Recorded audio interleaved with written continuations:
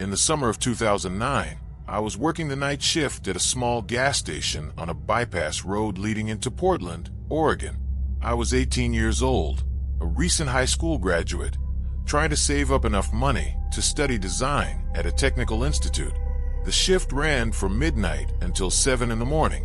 The location was isolated enough that an entire night could pass with no more than 4 or 5 customers knocking on the door. At first, I welcomed this quiet. In fact, I enjoyed it. I would sit behind the counter with my phone, read, or occasionally sketch in a small notebook. The vast silence around me gave me a strange sensation that I was entirely alone in the world. The station itself was an old building with 2 fuel pumps out front that looked like they hadn't been replaced since the 90s. Inside, 3 narrow aisles smelled of plastic and cold coffee, and a row of refrigerators filled with drinks lined the back wall. The harsh fluorescent lighting stained everything an unsettling shade of yellow, making you feel as though you were in a place outside of time. Behind the counter, right next to the cash register, sat a wooden baseball bat that the station owner, a man named Gary, had bought on my very first day. He told me in a calm voice, "If someone tries to rob you, give them whatever they want. Don't play the hero. This bat is just a prop to make you feel safe." Gary owned 2 other stations in the area and rarely stopped by, maybe once a week to collect the cash and make sure the locks were secure. The rest of the time, it was just me, the silence, and the yellow light. The nature of the job didn't change during the first few months. Truck drivers would stop to buy coffee and cigarettes. A few late-night travelers would pass through, and occasionally a wandering teenager would look for a candy bar. Everything was routine and predictable until Nicholas arrived. Nicholas was one of the regular drivers. He stopped by the station twice a week, on Mondays and Wednesdays, around 2:30 a.m. He was a man in his late 50s, heavily built, with short gray hair and an old cap bearing the Seattle Seahawks logo. He drove a long route between Salem and Seattle, and our station was one of his routine stops. We talked a lot over those months, about his wife who worked as a nurse, his son studying engineering, and the roads he had known in his youth. He made the long nights feel a little lighter. Then, Nicholas suddenly vanished. At first, I assumed his route had changed or that he was on vacation. But after 2 full weeks without a single trace of him, a nagging anxiety began to stir inside me. One night, a younger truck driver whom I had seen once or twice before walked in. As he was paying for his items, he asked if I had heard anything about a missing driver. I said no. He pulled out his phone and showed me a tweet circulating through online truck driver groups. It featured a picture of Nicholas, the exact same face I was used to seeing at dawn. The caption stated that he had failed to finish his last haul, and his truck had been found abandoned at a rest stop about 45 kilometers from here, with no sign of him. Anyone with information was urged to contact the police. At the very end of the tweet, I read, the last place he was spotted was a gas station on the bypass road outside Portland. This station. The next day, I called the police and gave my statement. I told them everything I knew about Nicholas, but I couldn't pinpoint the exact night I last saw him, as the nights all blended and dissolved into one another. They thanked me and said they would reach out if they needed more information. I hung up the phone feeling a strange heaviness in my chest, as if I should have remembered something important but couldn't. After that, the way I looked at everyone who entered the station changed. I began to hyperfixate on details, studying faces, logging car models in my memory, noting their clothes and the way they behaved. Most were just ordinary, exhausted travelers looking for coffee or a few minutes of warmth before getting back on the road. But there was one man, a man who began appearing regularly just a few days after Nicholas disappeared.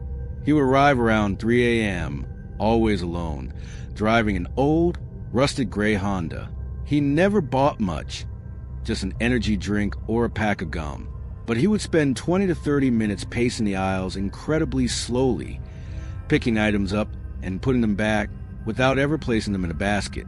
At first, I thought it was just insomnia, a traveler killing time. But after the second night, I realized he was watching me.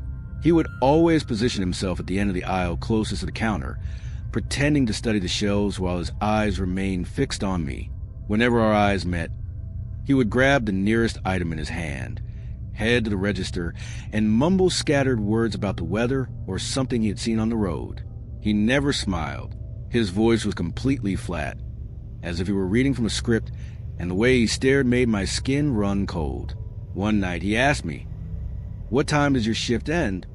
I shivered inside, but lied to him calmly, telling him that my supervisor arrived at 5:30 a.m. He nodded slowly and said, "Good. A place like this shouldn't have someone all alone all night." He paid for his drink and walked out, but he didn't leave. He parked his car in the furthest corner of the lot and sat there, his engine idling, for over 15 minutes before finally driving away. From that night on, I kept a baseball bat right next to me on the counter. He returned 3 more times over the following week. The pattern never changed. He would wander, watch, buy something trivial, and ask questions that made my soul shrink. He asked once if I lived nearby. Another time, he asked if strange things happened here at night. It felt as if he were trying to measure something inside me, testing my reactions. I called Gary and told him everything, describing the man in his car. He promised to swing by during the shift, but he never showed up at the right moment. Then came the defining night. It was an ordinary shift, unsettlingly quiet. No one had passed through for hours. At around 3 a.m., I heard the sound of a car engine approaching. Looking through the window, I saw it, the gray car. He didn't pull up to a pump to refuel. Instead, he parked right in front of the glass doors, keeping the engine running while he stared inside. I grabbed my phone and stood firmly behind the counter, my other hand resting on the wooden bat. He stayed like that for about 15 minutes, then turned off the engine and stepped out of the car. His steps toward the door were slow and deliberate, his hands shoved into his pockets. When he stepped inside and the chime of the small bell shattered the silence, my heart leaped. He looked around the empty store, then locked his eyes onto me. In a cold tone, he said, "I have an important question to ask you." I told him I was busy and that he needed to either buy something or leave. He ignored my words completely and slowly advanced toward the counter. He asked if the police had contacted me regarding the missing driver. I told him yes. He nodded as if he had anticipated that answer, then said, "In cases like this, it's best for a person not to get involved in things that don't concern them." I firmly told him that I didn't understand what he meant and that he needed to leave. He leaned his hands on the counter, loomed over me and said, "I'm just giving you some advice. This is a merciless area. Keep that in mind. A young kid like you shouldn't be out here alone." Then he asked me for the second time what time my shift ended. This time, I said loudly that my supervisor was in the back office. He gave a sharp, mocking smile and said, "I don't think that's true." Before I could lift the phone to dial the police right in front of him, he pushed off the counter, stood up straight, and said he didn't have time. At the door, he turned and said, "Good night, see you around." He walked out, but he didn't drive away. He parked his car in the furthest corner of the lot and killed the headlights. I could see his silhouette in the front seat, completely motionless. I called the police immediately. I told the dispatcher that a man was sitting outside the station, that he had implicitly threatened me, and that I felt I was in real danger. She told me she was dispatching a patrol car immediately and instructed me to lock the door and stay inside. I locked the door and dimmed some of the interior lights. I kept watching his shadow behind the glass, unmoving. Time dragged with an agonizing slowness. Every minute felt like an hour. Then, I saw the blue and red lights approaching from down the highway. The exact moment the police cruiser turned into the parking lot, the gray car's engine roared to life, and it sped off heading north on the highway. The police tried to pursue it, but it had already gained too much distance. 2 officers came inside and took my full statement. I described the man and his vehicle with every detail I could conjure up. They asked for the license plate, but I apologized, explaining that I hadn't dared to step outside to look. They assured me they would step up patrols in the area. Over the following days, Details of the investigation into Nicholas's disappearance began to trickle out. One of the officers who came to follow up on the interrogation told me that inside the abandoned truck, police had found clear evidence of a foul play, blood on the driver's seat and signs of violent struggle. Though no body had been recovered yet, he told me they believed someone was systematically targeting individuals working alone in isolated locations at night, and that there might be other victims who hadn't been discovered yet. I wanted to resign right that second, but financial necessity was stronger. Gary agreed to send another employee to share the shift with me, but it took him nearly 2.5 weeks to find someone. That week and a half was the hardest period of my life. I slept during the day in fitful, broken intervals, and returned each night with a hesitant heart. I saw the gray car slowly drive past the station several times during that period, though it never stopped. About 2 months after Nicholas vanished, a local news reporter broadcasted a breaking update. A man named Ryan Caulfield had been arrested in Oregon on charges of multiple homicides targeting isolated night shift workers, truck drivers, security guards, and gas station attendants. His established pattern was to stalk his victims for weeks, studying their habits and schedules before striking. Evidence linked him to at least 7 documented murders, including Nicholas, whose remains were found in a dense forest not far from where his truck had been abandoned. When Ryan Caulfield's mugshot flashed on the screen, I felt as though the floor was being pulled out from under me. It was him, the man with the gray car. The cold questions, the smile that never reached his eyes. My body suddenly went weak, and I collapsed onto the nearest chair. The police later asked me to appear for a photo lineup. I made the identification, and my testimony became part of the prosecution's case. I stood in the courtroom detailing those nights, looking at him as he sat behind the defense table, staring back at me with those exact same eyes, with the very same emptiness I had seen at the station. It was one of the heaviest moments I have ever endured. Ryan Caulfield was sentenced to life in prison, without the possibility of parole. I resigned from the station the day after his arrest. I didn't think twice about it, nor did I wait to find an alternative job. I simply couldn't go back to that yellow light, the silence, and the chime of that doorbell.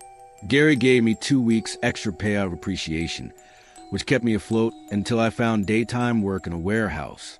I have never worked a night shift since that day, and I never will, no matter the incentive. Now I am 27. I moved away from Portland and started a new life in another city far away. But Nicholas remains in my mind. I think about his wife who was waiting for him, and his son who probably learned the news during his college semester. I think about all the others who never made it home. And I think about that night, about the blue and red lights reflecting on the station's glass doors, looking as though they were tearing the darkness apart.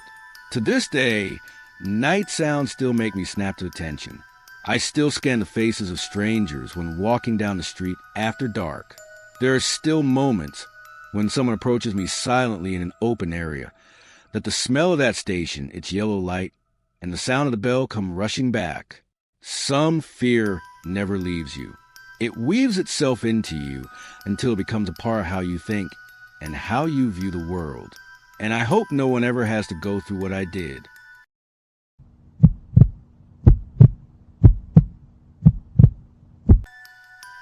When I attempt to summon that night from behind the passing years that have folded over and hidden so many of its details, I find that memory behaves like a river in foggy season. It shapes and reshapes itself until you begin to doubt exactly where the fear ends and what truly happened begins.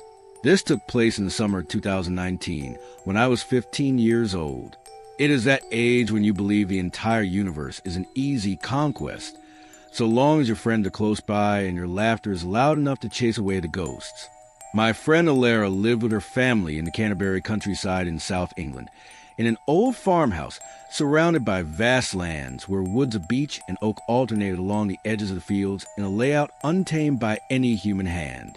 I had known Alara since our first year of primary school, when we sat in the same row and drew the exact same pink house in art class. Her family belonged to that breed of people who maintained an authentic rural way of life, even as the world around them accelerated and changed. Her father raised sheep and grew barley. Her mother kneaded bread by hand and knew the name of every wild herb within a half-mile radius of the house. They loved long evenings, open-air campfires, and the freedom of children to roam within the property's boundaries, provided they returned before total darkness took hold. When Alara invited me to spend a weekend at their farm in the middle of that summer, I didn't hesitate for a moment. I packed my bag, adding a brand new flashlight I had bought specifically for the occasion. I had always found a sense of freedom in wide open spaces at night that I could never quite find in the city. I arrived in the middle of the day. We spent the rest of the afternoon getting acquainted with the land alongside Alara, who knew every single inch of the way a reader knows their favorite words. She showed me the massive flat field stretching behind the house all the way to an old wooden fence that separated her family's land from the municipal forest. She pointed out the forest itself from afar, a self-contained, dark entity that began at the fence line and ended somewhere the naked eye could not see. Her father, Martin, spoke up as we ate dinner that evening. "I don't want to find either of you on the other side of that fence, no matter the reason. The forest is not our land, and at night, it behaves in ways I'd rather not describe." Alara laughed, claiming he was just trying to scare us. He simply smiled the smile of a father who knows far more than he lets on, and added nothing else. After dinner, we pulled out an old tent I brought from home, a tent I inherited from my father that carried the scent of time and every journey it had ever endured. We pitched it at the edge of the field, at a distance where the light from the back porch became a warm orange and a comfortable remoteness, close enough to grant you a sense of boldness, yet far enough not to leave you in utter desolation. We lit a small fire using what scraps Alara had prepared beforehand, and sat around it roasting cornbread, exchanging horror stories with that deliberate exaggeration that makes terror feel amusing and safe. Alara's younger brother, Felix, who was 10, was with us initially, brimming with enthusiasm for everything. Gradually, his energy waned just as the fire did, and by 11 o'clock, he had returned to the house, leaving the two of us completely alone with the night and whatever it held. The air was warm and heavy with a sort of green fragrance found only in places long separated from asphalt. We sat on a red and blue checkered blanket, watching the sky as the clouds surrendered a few stars. Everything was drifting toward a beautiful, perfect moment. Then I began to feel that nameless thing, that subtle prickling of the skin that hits you when you realize deep down that something is watching you. I said nothing at first. I stared at the black line of the distant trees, trying to rationalize every movement I saw as wind, a branch, or a stray small animal. But the prickling wouldn't stop. Instead, it intensified until it became a silent certainty that you dare not speak out loud, fearing that speaking would make it real.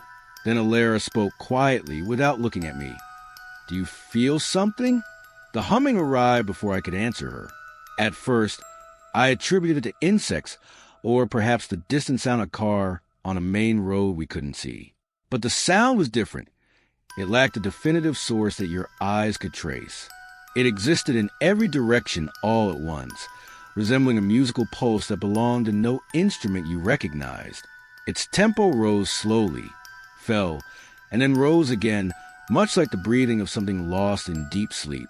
We sat together, our ears strained, refusing to voice our fear, because voicing it would only make it larger. I grabbed the flashlight, switched it on, and swept its beams slowly along the tree line. My hand betrayed me with a slight tremor, causing the beam to shake along with it. Then the humming stopped. It ceased abruptly and completely, as if someone had flipped a switch. In the silence that followed, we noticed that the crickets and frogs had gone dead silent too, and the barking of Mr. Harvey's dog, our neighbor at the end of the field, had suddenly cut off.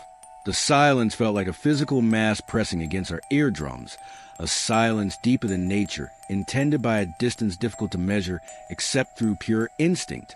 Then we saw the first light. It was by the fence, at the exact point where the open field met the first trees. It was a soft orange glow, unstable, swaying sharply across short distances off the ground as if carried by unseen hands. Had you seen it on its own, you might have assumed it was a lantern held by someone walking. but there was no body. Moments later, a second light joined it. This one was a cold blue, like deep glass, moving in a fashion entirely distinct from the first, much calmer, slower, as if contemplating its path. The two lights orbited one another in a smooth circular motion, rising and falling, drawing near and drifting apart in a pattern that was hard to call random, because it bore the distinct marks of a dialogue. What terrified me and froze my soul in place was that their light did not cast upon anything. The grass beneath them remained dark. The trees behind them stayed black. The light illuminated only itself and nothing else, as though it existed in a different layer of reality, sharing the space with us. But not the rules.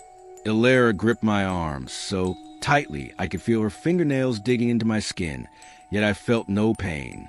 We sat in a state of shared shock that predates fear, or perhaps surpasses it, moving to a place where the body has no prepared response.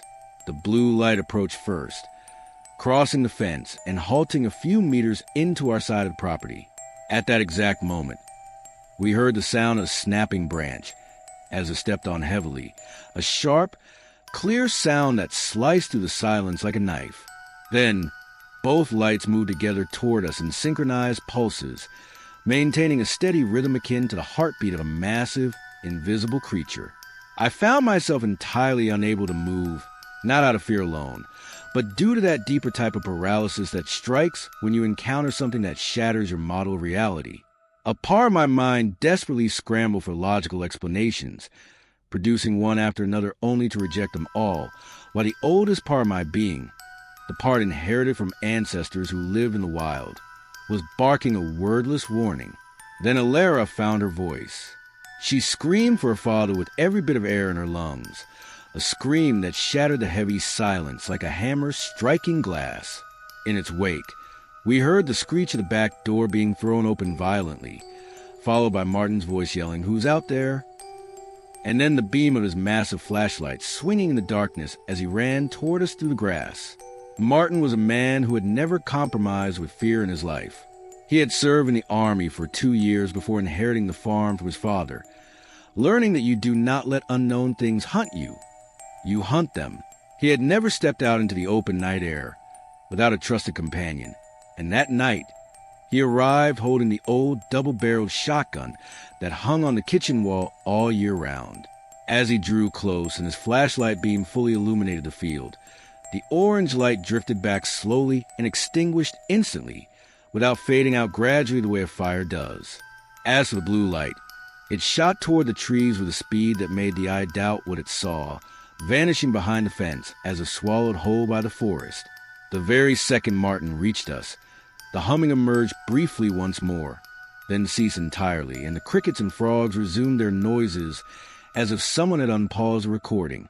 We ran back to the house, Ilera and I stumbling over each other, entering the kitchen with shallow breaths. Ilera's mother, Dorothy, was waiting by the door, her face contorted with worry. She poured us tea and sat listening without interrupting as we described what we had seen in broken, overlapping words. Martin returned 15 minutes later. He entered with an unreadable expression, leaned his shotgun against the wall, sat on a kitchen chair, spun it backward, and faced us, a gesture that meant serious talk was coming. He said, "I found a circle in the grass by the fence." I didn't truly sleep that night.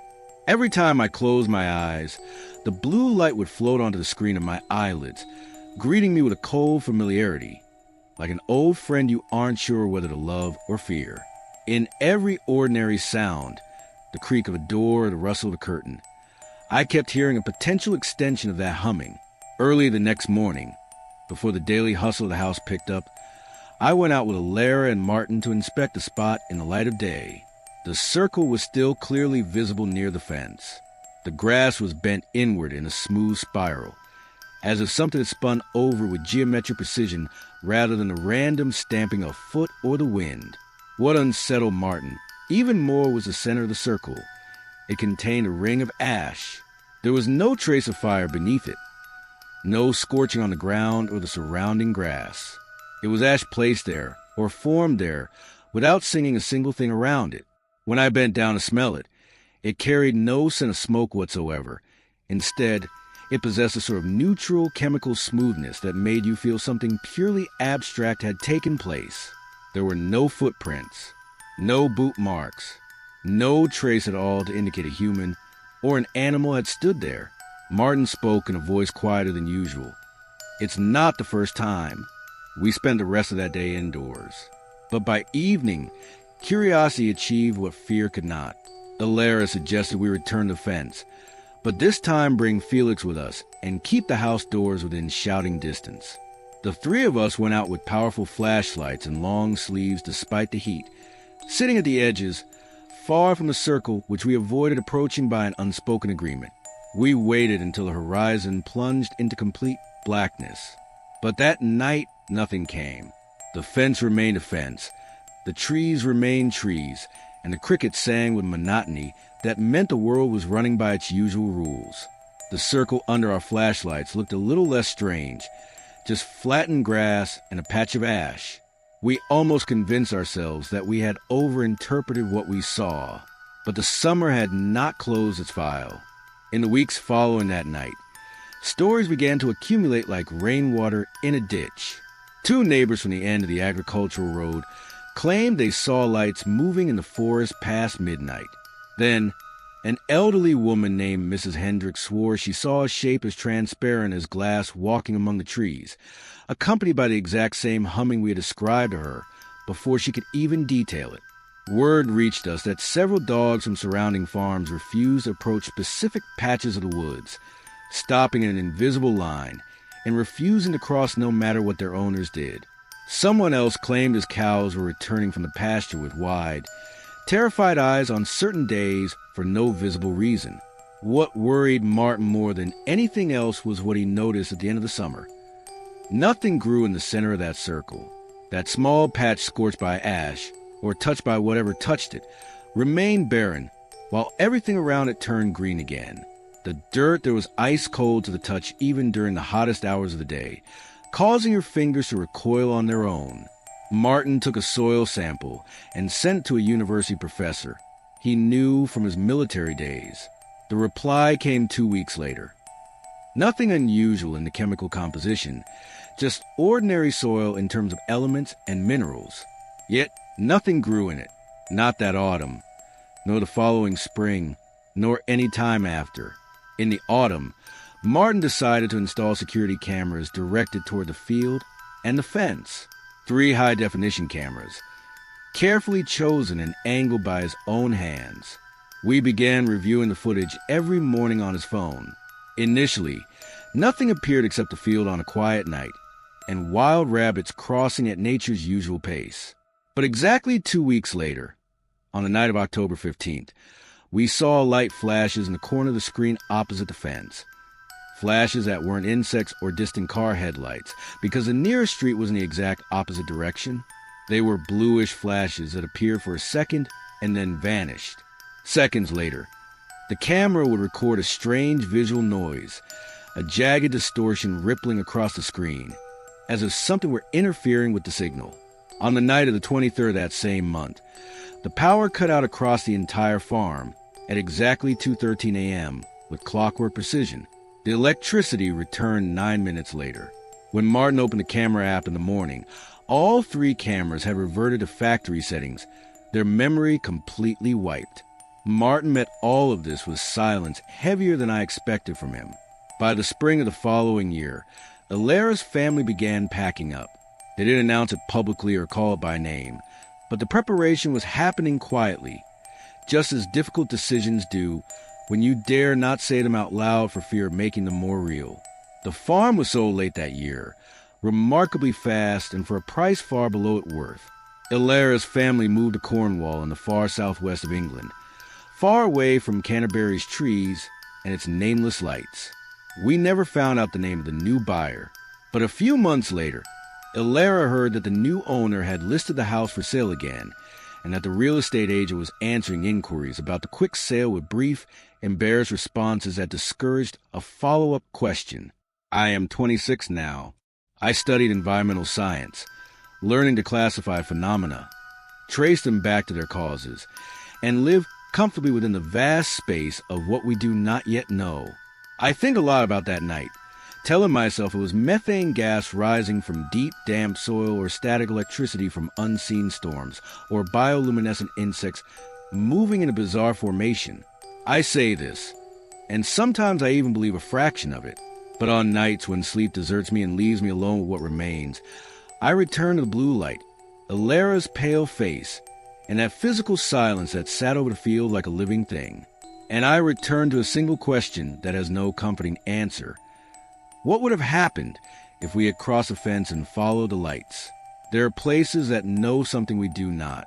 And there are questions that realize through instinct that their answers cannot be spoken in human tongue.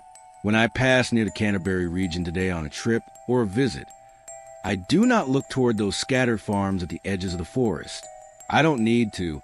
Memory knows its own way, and it always arrives before you even...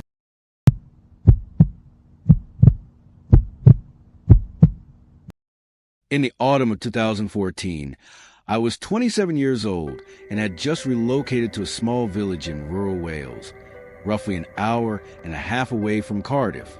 I was taking up a teaching post at a countryside primary school that had been advertising for teaching staff for months. I had completed my degree in education 2 years prior and spent that interval bouncing between substitute teaching in Manchester schools and living in a cramped apartment with 2 roommates who shared a rare trait. Neither of them had ever washed a dish in their lives. When I spotted the job advertisement, complete with pictures of breathtaking scenery, a fixed salary, and low living expenses, I accepted the offer without visiting the place first. That was my first mistake. The village wasn't a village in the truest sense. It had a single petrol station, a general store that opened at unpredictable hours, a post office you had to interact with as if it were a clandestine bureau, and fewer than 200 residents scattered across hills and valleys whose boundaries were only known to those who had lived there a long time. The school drew in children from 4 neighboring districts, who arrived each morning in faded yellow buses that climbed up and down the rugged paths as if defying the laws of physics. I rented a house at the end of a dirt track, about 3 kilometers from the village center. The house was old with all the charm of age. 2 bedrooms ending in a narrow corridor, a kitchen that wafted the center with soaked in time, and a front porch that sagged slightly in the middle, leaning toward the ground as if it had grown weary of standing for so long. The landlord was a man who lived in a more distant county. He gave me his phone number and said succinctly, "Call if something breaks, but otherwise you're fine." My closest neighbor lived in a modest house about 200 meters down the road. He told me his name was Liam, and I met him on the first day while I was unloading my boxes from the car. He emerged from a side trail walking calmly, hands shoved in his pockets, with a smile that seemed practiced beforehand. He was in his mid-30s, lean with a sort of quiet strength, his skin weathered by the sun and wind, and his eyes stared at you with an intensity that was slightly more than you'd expect from a casual glance. He offered to help me carry the heavier boxes, and I accepted because I was exhausted and because refusing would have made things socially complicated. He spoke of the area with the familiarity of someone who lives there and sees nothing else. He told me which roads flooded during rains, where mobile signal dropped out, and that I should keep a landline as a backup. He mentioned that he worked in construction, odd shifts and fluctuating hours, and that if I ever needed anything, I shouldn't hesitate to ask. I thanked him, making sure to keep the distance between us strictly neighborly. I had learned early on that some people interpret warmth differently, and I wanted the boundaries to be crystal clear from the start. The first few weeks passed with a quietness that felt like convalescence after a long illness. I kept busy setting up my classroom, memorizing my students' names, and learning the geography of the village and its people. The isolation didn't bother me as much as I had anticipated. After the relentless noise of Manchester, this rural silence felt like absolute luxury. I would sit on the porch in the evenings with a cup of tea and a book, listening to the wind through the trees and the sound of birds that didn't stop in this area even after dusk. Liam stayed within his boundaries. I would see him from time to time, coming and going at irregular hours. His truck would sometimes arrive at midnight and leave before dawn. He would wave whenever he caught us outside at the same time, but he never tried to strike up conversations or linger. I was grateful for that. Then I began to notice things. Small things at first, easily chalked up to innocent explanations. Vehicles passing down our track at 2 or 3 in the morning, their headlights cutting across my bedroom wall and waking me. The sound of footsteps on the gravel, sometimes muffled, urgent conversations followed by doors slamming shut with force. Once, I heard the voice of a woman speaking agitatedly, followed by a sudden silence that was far more unsettling than the voice itself. I told myself it was none of my business. People have their own complicated lives. Until that night in late September. It was around 11 in the evening, and I had gone to the kitchen to fetch a glass of water. The kitchen window looked out toward Liam's property, and as I stood by the sink, I spotted 2 figures in the driveway leading to his house.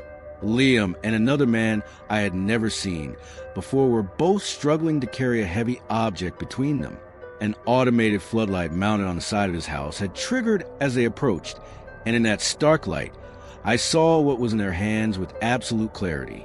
At first, I thought it was a rolled-up carpet, the large, thick kind that requires 2 people to manage. But the way it slumped in the middle, that pliancy unique to objects possessing an internal, shifting weight, caused something in my gut to snap awake before my brain even fully registered it. They kept stopping every few paces to adjust their grip, speaking in clipped words I couldn't catch. Eventually, they heaved it together into bed of a pickup truck I didn't recognize, quickly draped a thick tarp over it, and exchanged a few brief words before the stranger drove away alone. Liam headed back inside with uneasy strides. I stood by the sink for a long time. My heart was pounding at a speed that was entirely uncalled for if what I had witnessed was ordinary. I tried to rationalize the scene every way I could. Maybe he was throwing away an old rug. Maybe he was helping a friend move. Maybe I was blowing things out of proportion because crime dramas had warped my way of thinking. I convinced myself of this and went back to sleep, though it took quite some time. Weeks rolled by, and the matter had almost faded from my memory. Then, on a cold autumn afternoon, I pulled up at a shop in a nearby town to pick up a few necessities and spotted a piece of paper taped to the exterior glass. It was a missing persons flyer. Anna Ferguson, 23 years old, worked as a waitress at a diner on the main road.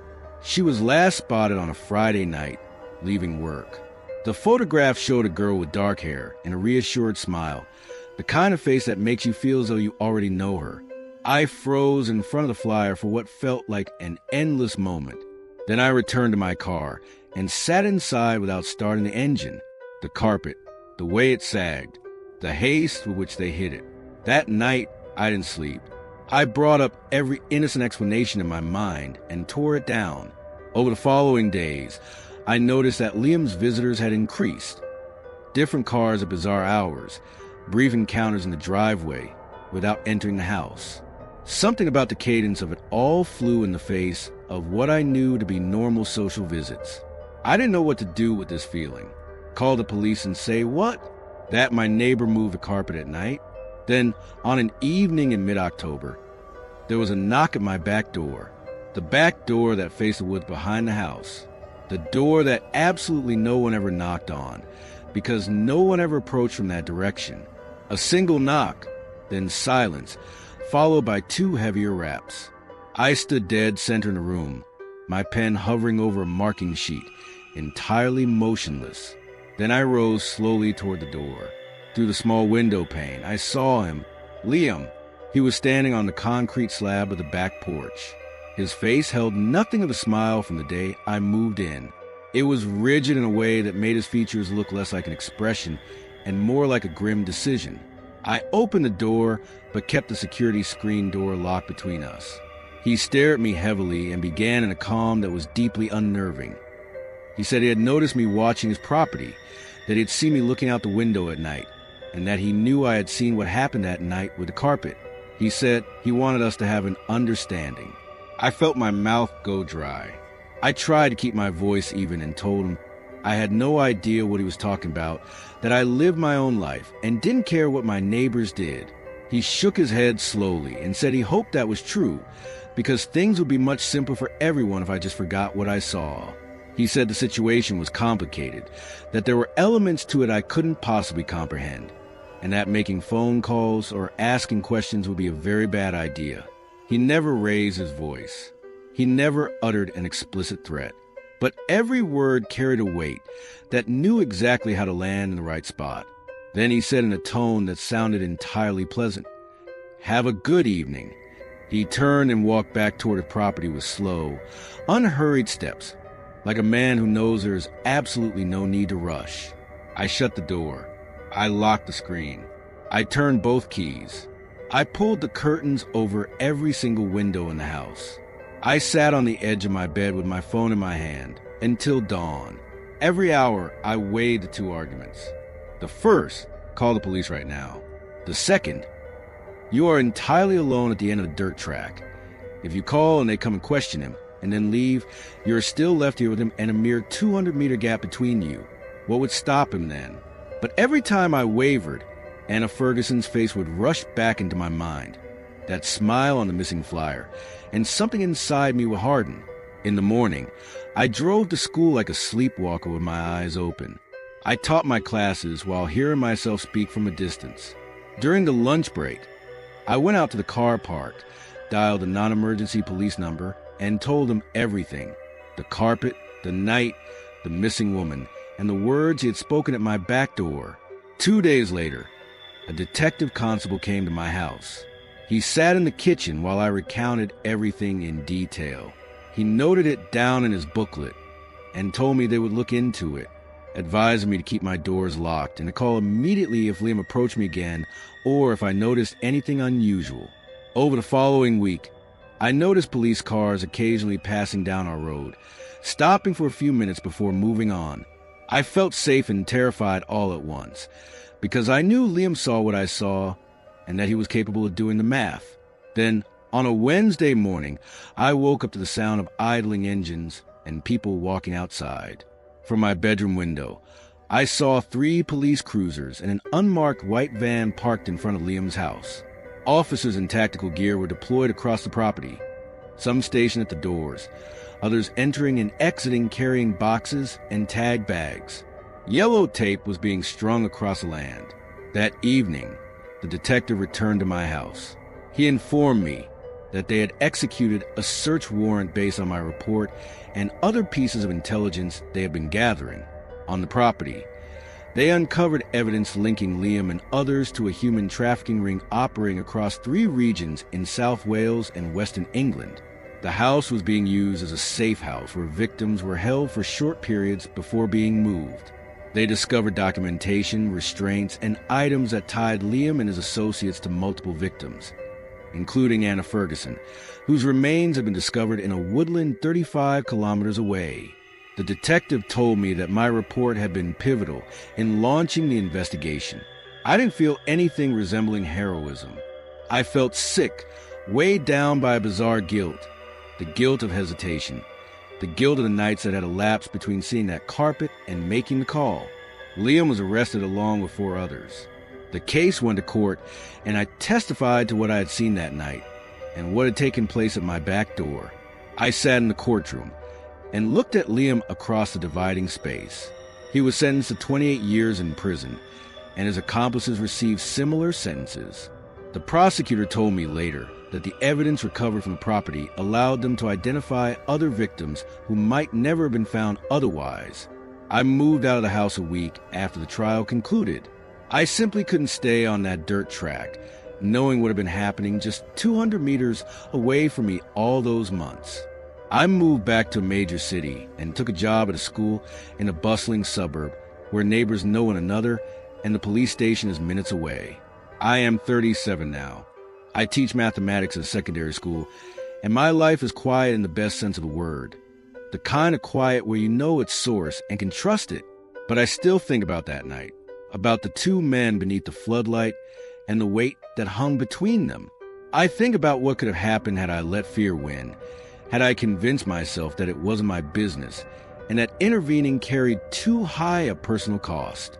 But most of all, I think about Anna Ferguson, the girl with a reassured smile on a piece of paper taped to the glass of a cold shop front.